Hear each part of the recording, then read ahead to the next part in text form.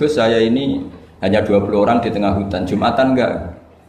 Saya bilang menurut fikih Syafi'i tidak wajib kan hanya 20, tidak 40. Tapi kalau ingin duhur ya nggak apa-apa kata saya. Enggak Gus, kalau diajak duhur nggak mau, Jumat kok duhuran gitu. Masyarakatnya ya lucu. Oh ya nggak apa-apa Jumatan, tak carikan madhab kata saya. Saya kan kebetulan ya mengkaji Al-Madzhabul Arba'. Singkat cerita begini, natijahnya apa? Kadang kita yang pinter, yang LC, yang doktor, itu dakwah kemudian nyun sewu dengan tanda kutip mendapat honor.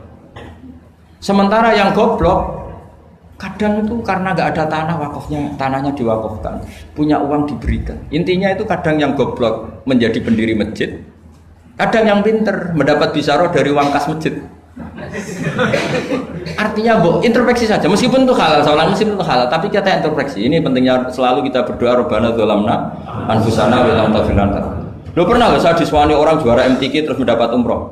Dia bangganya bukan main. Saya ini kiai sering ada yang suami saya bilang gini, kamu umroh saya senang. Bagaimanapun ini prestasi karena barokahnya Quran. Tapi kamu juga harus hormat sama kiai musola. Itu mulang Quran puluhan tahun tidak pernah dapat hadiah. Coba hafal Quran kemudian lanyah dan dapat hadiah umroh itu kan cara bahasa agamanya manfaatuhu maksurah. Manfaat umroh itu kan hanya untuk dia. Tapi kiai yang mulang di musola-musola ngajar 10 tahun berapa ratus orang yang bisa baca Quran karena dia tidak ada yang ngasih hadiah umroh. Kira-kira fadhailnya, keutamaannya indallah utama mana coba? Ini minterkan orang banyak tanpa hadiah. Ini pinter dadakan lewat lomba lagi dapat umroh. Tentu kita tidak mengharamkan itu, kita respect gak masalah. Tapi kalau kumo luhur salah lawan pasti. Karena kalau kumo luhur nanti menafikan keistimewaan orang-orang yang istiqomah Jadi kita fair saja. Ini juga penting untuk syiar, ya supaya anak-anak semangat ngapalkan. Tapi jangan lupa yang sedang ngajar-ngajar yang nggak jelas tadi. Yang muridnya kadang 3, kadang bubar, tak tanya Pak ya yang ngaji berapa? 10 Gus. Lah yang datang 2 ya biasa gini Gus. Kadang 2, kadang 1. Ya seperti di sini di perantauan jamaahnya pasti tidak istiqomah, tak jamin itu. Jadi tidak usah saya tanyakan itu sudah pasti.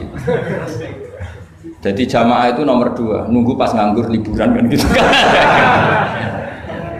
Jadi saya mohon beragama itu biniatin sholihah. Ijazah bapak saya ke saya itu yang berulang-ulang tadi.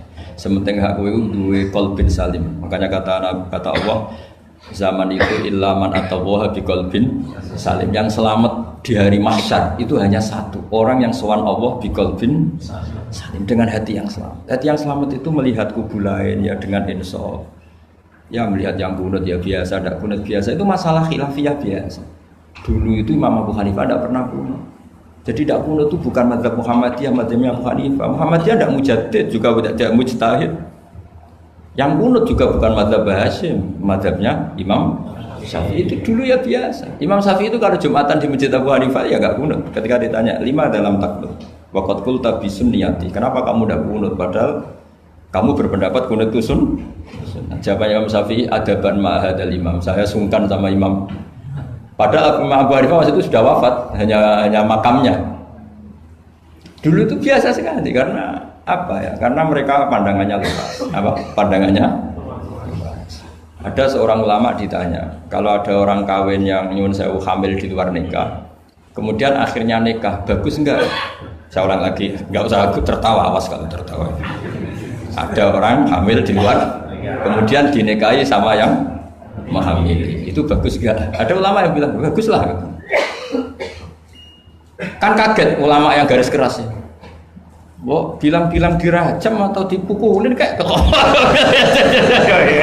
kira-kira kan pikirannya gitu karena suka ngadili orang ya. Ini ada di kitab Mizan Kubro. Kalau nggak percaya lihat di kitab Ikhtilaful A'immah Rahmah itu. Karena cara berpikir sederhana.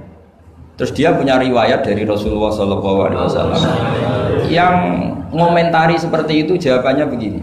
Qad kharaja min sifahin ila nikahin. Saya ulang lagi. Qad kharaja min sifahin ila nikahin. Berarti dua orang itu telah keluar dari tradisi kumpul kebo menjadi tradisi nikah. Misalnya malam ini dia masih kumpul kebo, terus paginya nikah, malamnya lagi kan sudah sah. Artinya apa? Dia keluar dari tradisi sifat, sekarang ke tradisi nikah. Artinya melihatnya masa depan saja, tidak usah lihat masa belakang. Jadi ulama ya ringan saja. Ya ada ulama yang tetap marah. Susah apa sih langsung kawin disik-disik, ngapain baru setelah itu kawin? Ya bagus supaya jadi apa ya, supaya jadi pelajaran. Ya monggo saja yang tetap keras supaya apa tanfir, kalau dalam bahasa Arab tanfir, taksna atau takbih, apa memperburukan yang memang tapi yang ini juga bagus, yang sudah kadung ya sudah, sekarang dia mau tobat ya dikomentari saja qad kharaja min sifahin ilah. Ini penting saya utarakan, jadi nanti mungkin saya ada 1-2 pertanyaan, 2 saja loh, saya capek ini karena yang belas pertanyaan jangan keluar. Saya ulang lagi, pertanyaan jangan keluar. Terus yang ringan-ringan saja, karena agama ini dibangun dengan keringanan. Tadi yuridu bikumul yusra wala yuridu bikumul usra. Dan kalau pertanyaannya ekstrim itu nanti rusak. Kata Rasulullah, innama ahlakal ladzina min qablikum kasratu masailihim. Dulu orang rusak itu karena banyak tanya. Karena nanti kalau Allah ditanya itu mesti tersinggung. Karena apa ya? Orang tanya itu tadi mengkritisi perintah. Sampean tahu kenapa malaikat dimarahin Allah? Gara-gara apa? Tanya. Ya tak ceritanya sedikit ya. Allah kan memaklumatkan ke alam langit, inni ja'ilun fil ardi khalifah. Saya putuskan bahwa manusia ini jadi khalifah fil ard. Malaikat langsung tanya apa? Qalu ataj'alu fiha may yufsidu fiha wa yasfiku. Yang benar saja ya Allah, tolong dievaluasi. Manusia itu kan potensinya merusak. Yufsidu itu fi'il mudhari', berarti mustakbal. Cara terjemahan bebasnya manusia itu berpotensi merusak. Wasfikud dima, dan berpotensi mengalirkan darah. Betul hanya tanya, tapi artinya kan gini, ya Allah, kali ini kayak ndak pas keputusan kau ini. Tolonglah Deva. Makanya Allah marah, qala inni a'lamu ma la ta'lamun. Apa menang? Karena tanya ini. Makanya syaratnya Nabi itu harus ummi. Gak boleh intelektual jadi Nabi. Bahaya itu. Misalnya intelektual jadi Nabi, kok ketemu malaikat di Gua Hira, kenapa di sini, kenapa tidak di mall saja? Jadi repot nanti. Karena semua disoal secara intelektual. Makanya saya syukur sama Anda jadi Nabi dan tidak akan jadi Nabi. Nah, inteleknya itu. Jadi ini penting saya utarakan, karena sekarang itu agama mau dicerdasin, ngajinya agak gelem tapi mau kritis. Itu bahaya betul. Makanya innama ahlakal ladzina min qablikum kasratu masa ilim, karena banyak pertanyaan. Ya bahaya betul. Masa Allah dievaluasi? Apa? Makanya saya termasuk gak senang ketika ada sholat gini, peregangan apa pernapasan, terus kalau sujud apa, saya tidak senang. Sehingga senang saya gini, nanti sholat lama-lama fungsinya kayak senam yoga. Gini saja, semua yang diperintahkan Allah pasti ada hikmahnya, saya yakin ada hikmah. Tapi tidak usah hikmah ini jadi tujuan. Kalau nanti jadi tujuan, terus orang bilang gini, itu sholat terus sakit, yang nggak sholat sehat, habis kamu. Ya kan? Tapi kalau ada orang tahu hikmahnya gini untuk apa, narik nafas atau apa yang gini, ya monggo lah sauni-unimu, ya nggak apa-apa lah seperti itu. Tapi kalau jadi tujuan, jadi ya sudah, yang benar sholat itu apa? Sholat itu bukti ketundukan sama Allah Subhanahu wa ta'ala. Wasjud waqtarib, kalau berani sujud berarti insya Allah dekat sama Allah. Karena itu bentuk tawaduk, bentuk tadzallul, bentuk ubudiyah. Fadkhuli fi ibadi wadkhuli. Lalu kok terus dianalisis ini fungsinya gini, wah repot. Lah nanti kalau ada senam yoga tandingannya lebih efektif. Saya jantungan, sujud kok nggak ngefek, tapi setelah ikut yoga kok ngefek. Saya loh ya, orang boleh nggak berpendapat sependapat sama saya, tapi kalau nggak sependapat keterlaluan, yakin. Karena dari saya jelas yang namanya wasjud ya Pak, udah ada di hadis di Quran, wasjud wa tashu, atau sujud dan kamu menjadi nggak ada yang ada ya wasjud. Saya kira demikian. Assalamualaikum warahmatullahi wabarakatuh. Apa langsung selesai aja? Ya. Masalah keimanan. Tanya apa ngeluh? Kalau tanya boleh ya gimana? Masalah keimanan tentang qada dan qadar. Oh ya. Kalau qada dan qadar itu kita sudah ditentukan oleh Allah, kenapa masih dimintai pertanggungjawaban nanti di akhirat? Oh ya.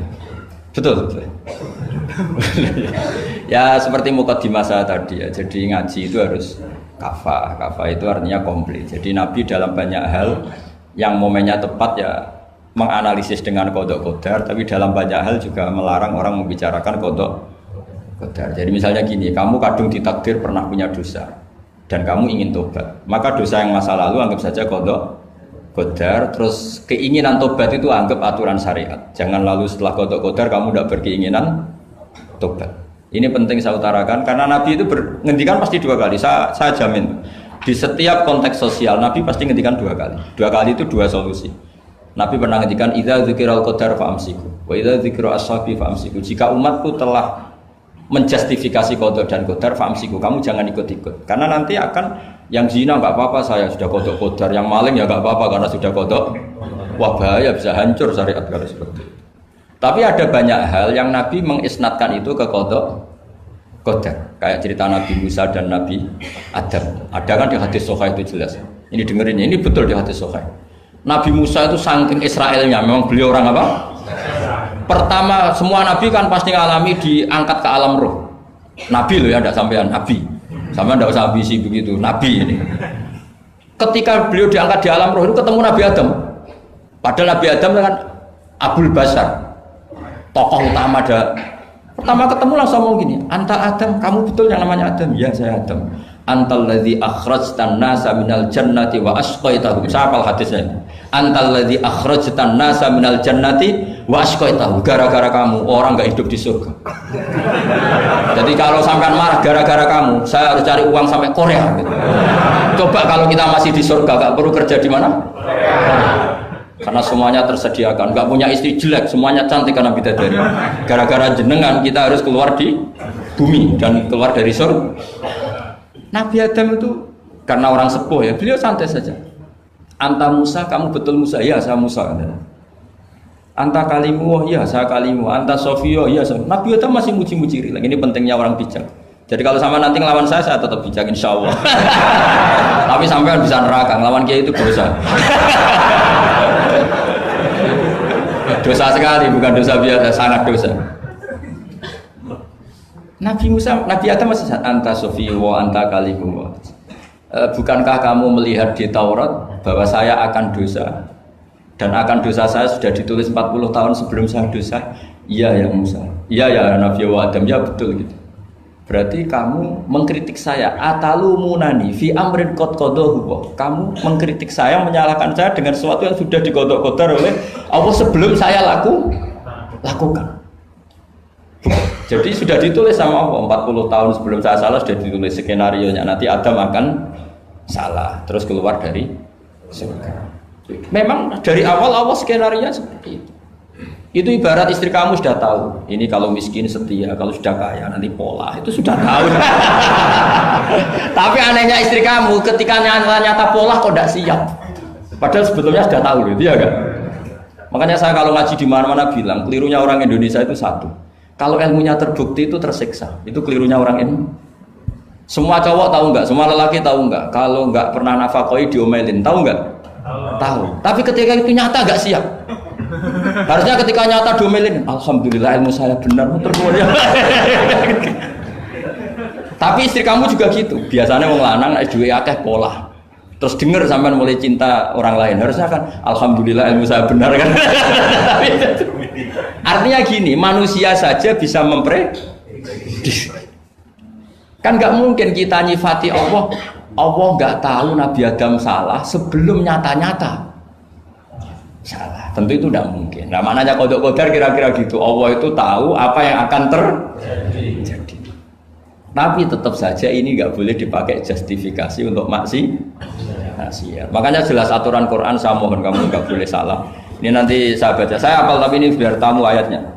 Itu ayatnya kan ma asoba musibatin fil ardi wala fi anfusikum illa fi kitabim min qabli an nabraha inna dzalika 'ala Allahi yasir likai la ta'sau 'ala ma fatakum wala tafrahu bima atakum. Jadi apa yang mengenai kamu di bumi maupun ada pada diri kamu, anggap saja itu yakini saja sebagai qada qadar, supaya kamu tidak putus asa apa yang sudah terlewatkan dan tidak bangga dengan apa yang kamu udah. Misalnya saya ini kan termasuk kiai keren misalnya itu saya tidak pernah bangga karena memang ditulis kalau suatu saat Gus Bahat itu keren, jadi bangganya di mana kan sesuai skenanya. Jadi untuk menghilangkan ujub bangga itu dengan cara iman sama qadar. Terus likaila tak soal wafatakum, kamu tidak perlu putus asa dengan apa yang sudah kelewat. Misalnya masa lalu kamu ya tadi diusir istri, suami, macam-macam lah, utangnya banyak, wes sudah bangkit saja, itu sudah takdir. Jadi mungkin ada yang menyarikan, coba ini dicarikan, mungkin di surat Hadid itu apa yang nanti dicari ayatnya. Pokoknya ayatnya tadi apa? Ma asoba min musibatin fil ardi wala fi anfusikum apa? Illa fi kitabim min qabli an nabraha. Inna dzalika 'ala Allahi yasir. Likaila taksau 'ala ma fatakum wala tafrahu bima atakum. Jadi qadar ditulis supaya kamu tidak putus asa, menyesali apa yang sudah kelewat dan bangga kumoluhur terhadap apa yang kamu dapat. Jadi misalnya Pak Jokowi jadi presiden, untuk menghilangkan ujub ya, memang sudah ditulis kalau akan jadi, ya biasa saja sesuai skenario. Ya sama seperti sampean suatu saat tua, terus untungmu coplok, terus dredeg-dredeg, kepleset tiba. Soalnya harus senang saja. Zaman kamu muda juga sudah tahu kalau nanti akan seperti itu. Gitu. Jadi kalau itu terjadi